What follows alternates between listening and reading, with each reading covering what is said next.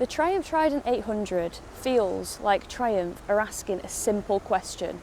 What do most riders actually want? And then building a bike around the answer. I'm UsernameKate, and today I'm in Cyprus at the global press launch to put the Trident 800 through its paces on some pretty spectacular roads. So is Triumph playing it safe with the Trident, or have they actually played it pretty smart? That's what I want to find out today.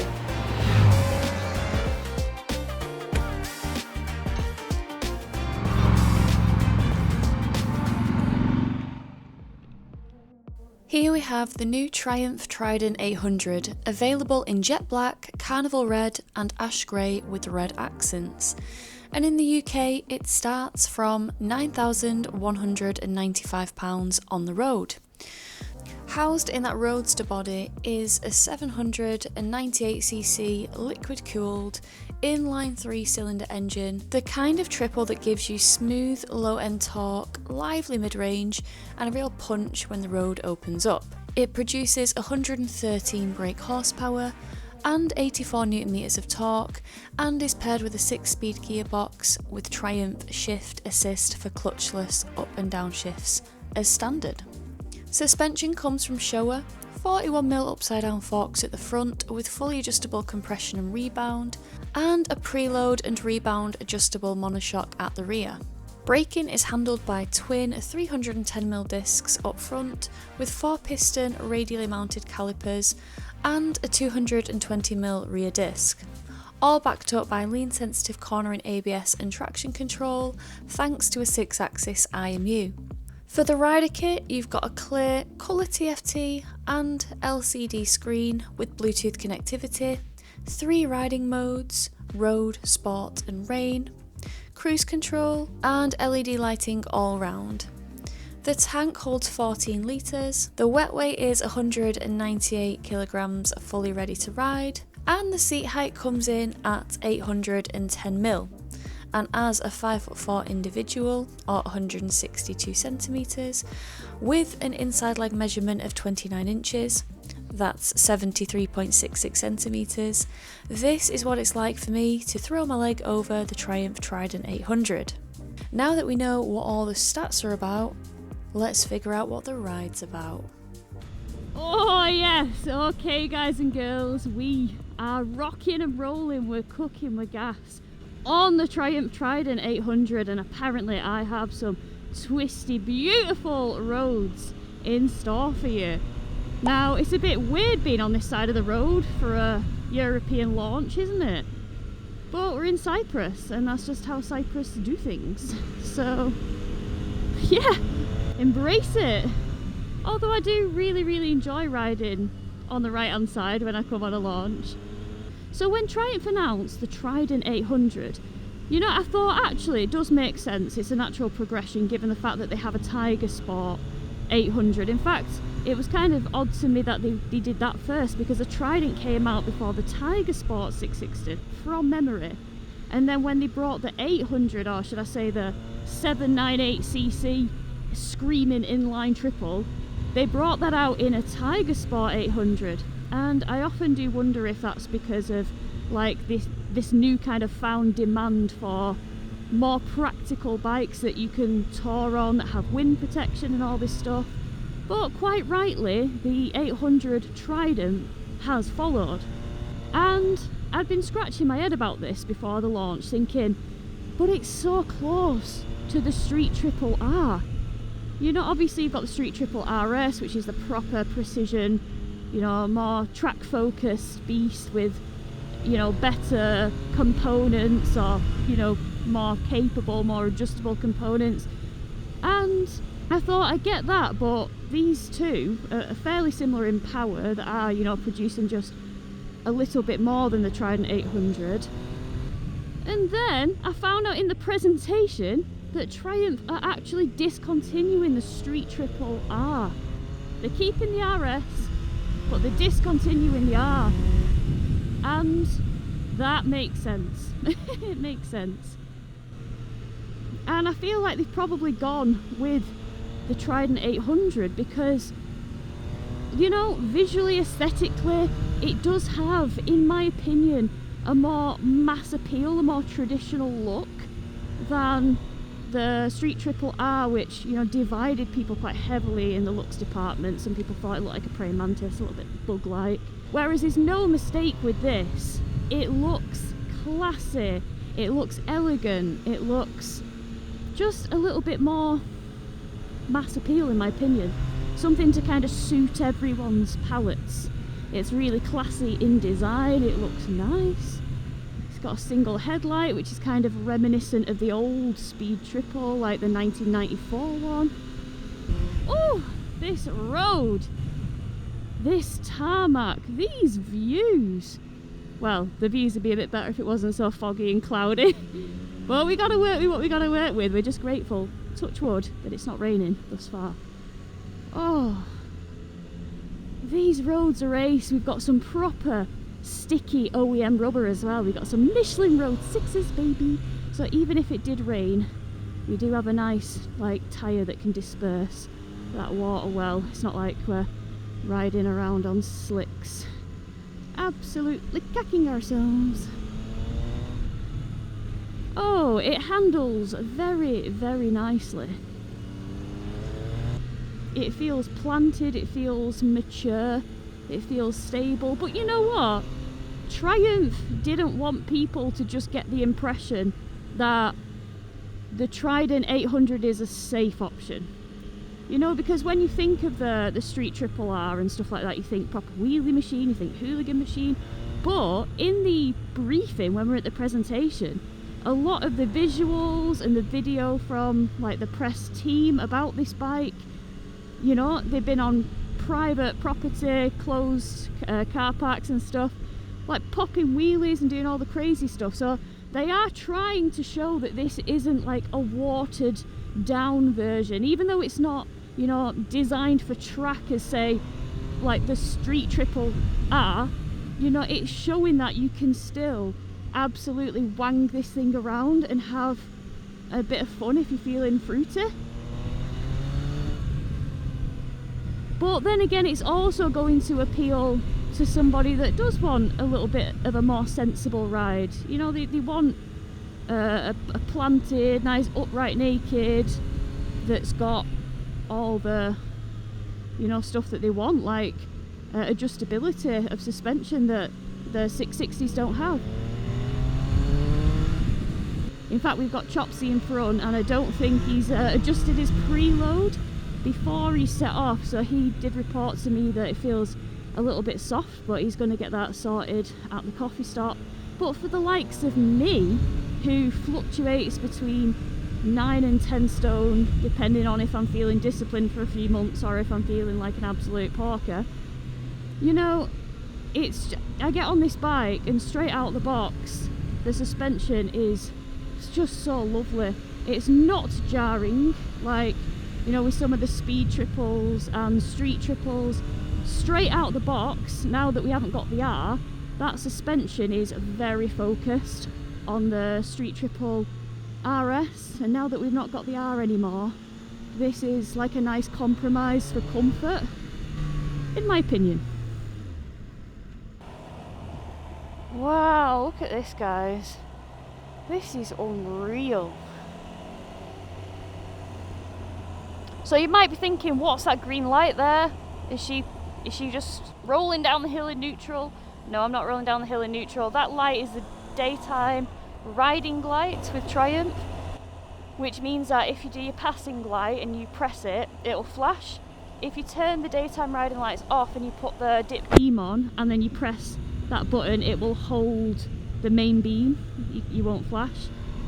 So that's just a cool little thing, cool little Triumph thing. So we do have cruise control with this bike, and it's not in the place I was expecting it to be. I was expecting it to be on the front, like around here, but it's actually just on the back. But it is in a quite natural place for where your finger lies around near the switchgear. You can just press it, and it's just a one push on, one push off button. So a question that I have had online on Instagram from people is they wanted to know how it compares to the 660 in terms of like outright power and performance.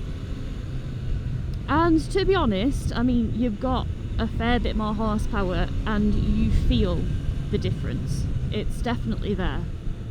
But the problem now, and I guess the real question that I'm going to have to deal with, is now that the new 2026 Trident 660s have come out, sharing that same engine that the Daytona 660 has with the 95 horsepower, the gap will have closed. So I really need to ride the 660, which I'm going to be riding at the end of the month, hopefully, anyway. But if you own a 24 or a 25 Trident 660, you know, there is definitely a step up in power. But it just depends what you need, doesn't it? It really does depend on your needs as a rider. Like, you might be fairly new, you might be stepping up from A2 or on an A2 for that matter, because this isn't an A2 restrictable bike. So it might not even be in your realms of grasp. Do you know what I mean? To me, a 660 is for somebody that's happy with that level of power and doesn't like want more, is never hunting for the power, is just happy to ride a bike. And also you can have a real amount of fun at that brake horsepower. And you know what, 660, like 2024, 2025 horsepower might be enough for a lot of people. And if it is, then you can get a cheaper bike than this. And you know, you still get all the wonderful, if it's a 2025, cool things like IMUs, quick shifter and auto blip as a standard, cruise control, you know, Bluetooth connectivity, all that jazz, all that good stuff. But yeah, it will be interesting to see the power differentiation, because I personally haven't ridden the Daytona 660 ever. So it's not something I can draw from in the memory banks, I'm afraid. Oh, I think we get to be a bit fruitier. Oh, maybe not. Not with all this crud in the road. And then dark patches. Woo! We don't like dark patches. Yeah, they make the old bum twitch. But one of the things that's real nice about this, we've now got triple throttle bodies, and it does make an audible difference to the sound versus the Trident 660, definitely. Like, I'm not saying the 660 sounds asthmatic, it sounds like it breathes perfectly fine, but then when you get on this and you open it up, oh, I'm really bad at mimicking engine noises and airbox noises, so I really should probably stop, but I'll never stop.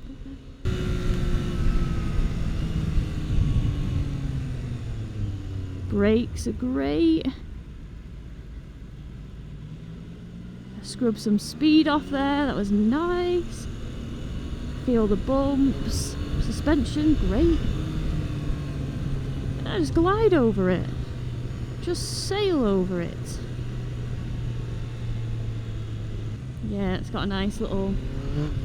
So I put this in sport mode because, you know, the modes aren't just there for mode's sake. You do definitely feel the difference, and sport mode is crispy. And we love a crispy sport mode. Oh, down the box. Second gear, sweet as a peach. Oh, stop. This is so sweet.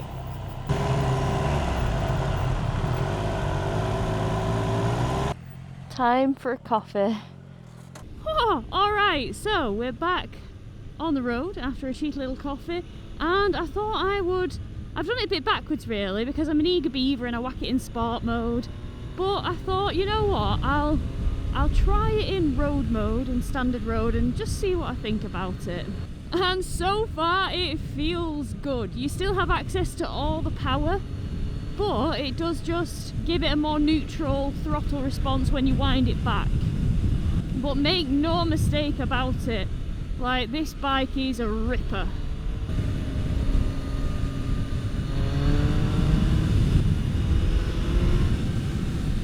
So just the general ergonomics of this bike, like the riding position, you're nice and upright, you've got nice leverage to push and pull on the bars. As somebody of my stature, the pegs don't feel too far back, they don't feel massively aggressive.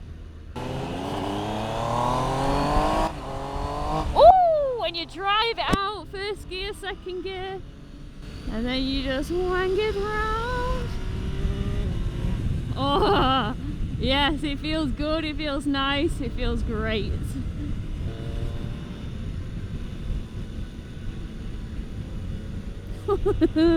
Yes, this is a giggle machine. This is a giggle machine. Oh, it's so nimble. He's got good agility. You can hoon it around the bends as Chopsy and Grace are displaying in front. You can wang it round. Is it a review if I don't sing the Wang It Round song? No, it is not. Fourth gear, 40 kilometres. Doing a little bimble, being a little bimble in Barry, and the engine is just smooth. It's not chugging, it's not stropping. The back brake is nice when you want to just scrub off a little bit of speed. Bump. Oh, just lapped it up. Yeah, road throttle is nice because I feel like it suits the bike. I feel like it suits the engine character. Yeah, I like it. Whoa, you wouldn't want to come off into that, would you? It's funny, isn't it, how people have such different opinions on throttle responses and different preferences, because I've been riding around in sport mode and I absolutely love it with a passion. And I was speaking to Dan Trent and he says that he finds it a little bit snatchy and prefers a road throttle, and he was happy because you still get full power with the road throttle, the road map, the road mode.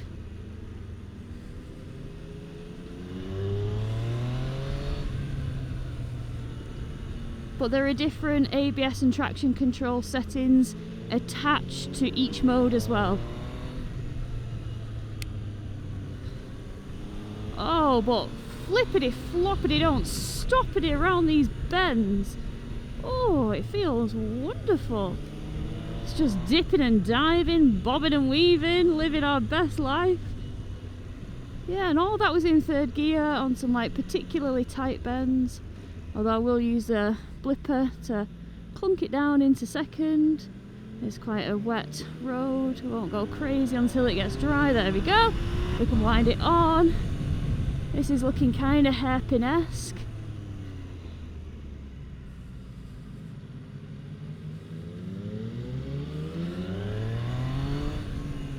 You see nothing's coming, we can just use all the road. Oh yeah. Woo! Yes, this road is up my street, back down to second because I don't know how tight it goes. Bit of crud on the road. Tyres dealt with it all nicely. Drop it into second, wang it round, wang it round, wang it round. Oh yes.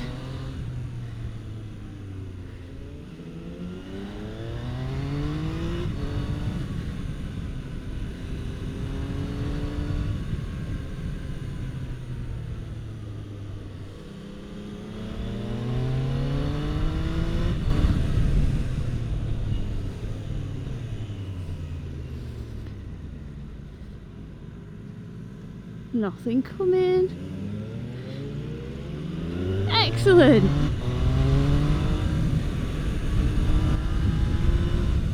Oh.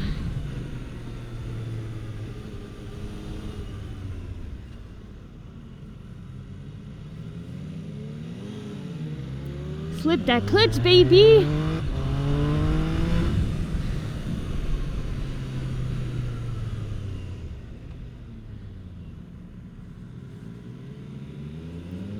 Yeah, boy. So, I must say, this weather is less than ideal, but I've got it in rain mode. We're testing it out since it is raining. And another thing that I've done is I have put on the optional heated grips, as in I've put them, switched them on. But no, I've switched them on, I've got them in the hottest setting, And I've been quite critical of Triumph's heated grips in the past, saying sometimes, on occasion, depending on the bike, that I have known hotter bathwater when it's been left standing an hour. But, oh, these are nice. These are good. They are doing a job because, you know, we're not in waterproof, so I was very optimistic about life. Didn't pack them. Now it's absolutely honking it down. I'm getting wet. So it's just nice to have warm hands. Just one less thing to make you feel cold. Because Lord knows my body is feeling it. But at least my hands aren't.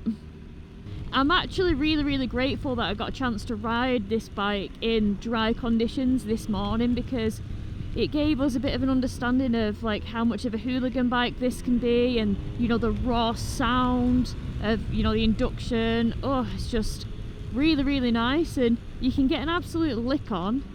You can, you know, fling it round. Is it as agile in my opinion as something like an MT-09? No, I don't think it is from memory, but it's also not a slow turning bike, or do you know what I mean? It still moves and grooves. It's just the directional changes are nice and predictable, which is good.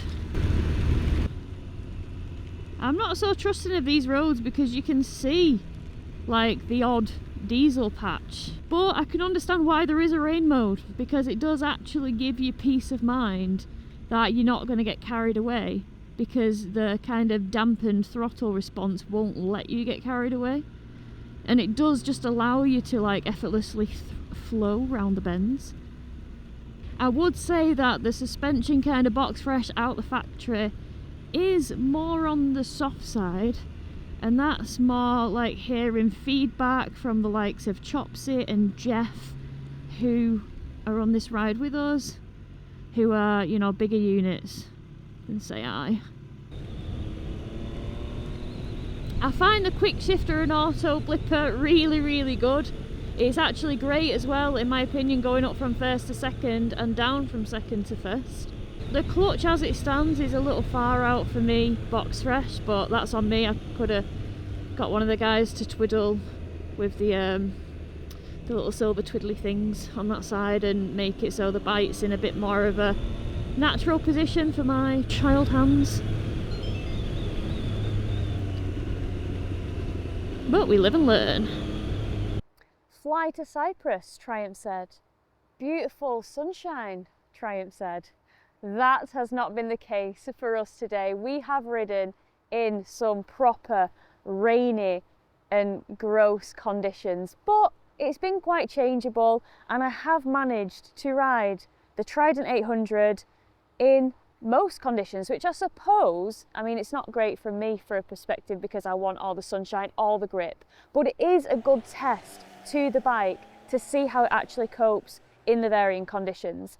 Now, one of the great things about this bike, it's got different modes. So we have a sport mode, a road mode and a rain mode. And we had quite a spicy ride back on the way to the hotel. And when we got to the petrol station, I checked and I'd been in rain mode all along. And this thing was howling, that triple induction roar. You would not have thought that this bike was in rain mode because it's still got something about it. I can only imagine how that throttle would have been in road or sport on the way back.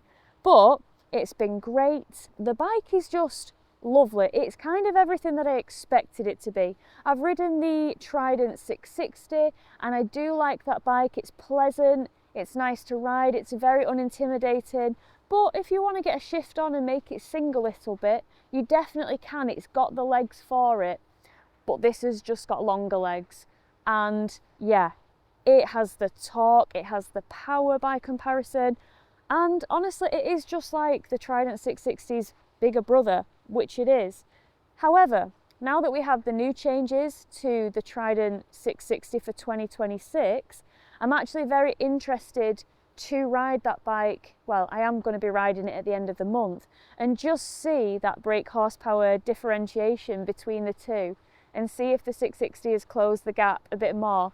Riding the Trident 660, the 2024-2025 model, You know, this is just, it's just got more everything all around, just more torque, more mid-range, more top end.